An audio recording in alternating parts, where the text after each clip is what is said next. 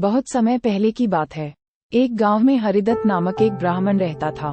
गांव के बाहर उसका एक छोटा सा खेत था, जहां खेती कर वह जीवन यापन हेतु थोड़ा बहुत धन अर्जित कर लेता था।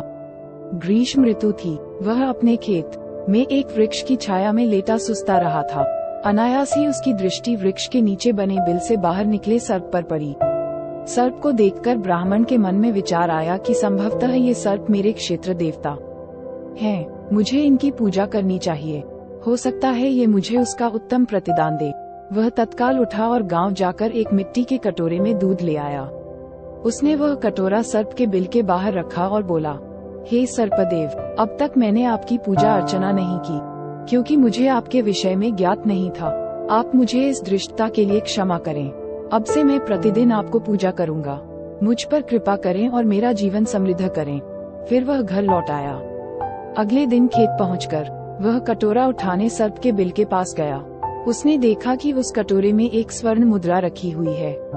सर्पदेव का आशीर्वाद समझकर उसने वह स्वर्ण मुद्रा उठा ली। उस दिन भी वह सर्प के लिए मिट्टी के कटोरे में दूध रखकर चला गया। अगले दिन उसे पुनः एक स्वर्ण मुद्रा प्राप्त हुई। तब से वह नित्य प्रतिदिन सर्पदेव के लिए दूध रखने लगा और उसे प्रतिदिन स्वर्ण मुद्रा मिलने लगी।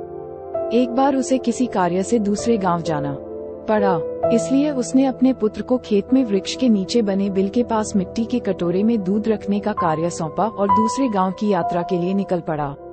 उसका पुत्र आज्ञानुसार दूध का कटोरा सर्प के बिल के सामने रखकर घर चला आया। अगले दिन जब वह पुनः दूध रखने गया तो कटोरे में स्वर्ण मुद्रा देख चकित रह गया।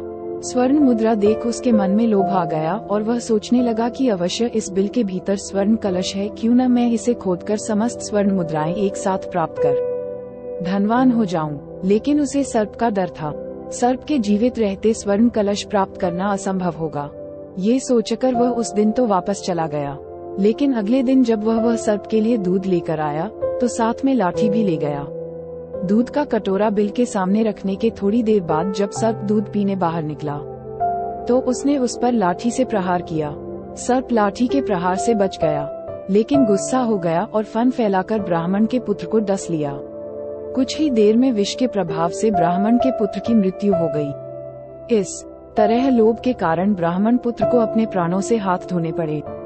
मॉरल: लोभ का दुष्परिणाम भोगना पड़ता है, इसलिए कभी लोभ न करे।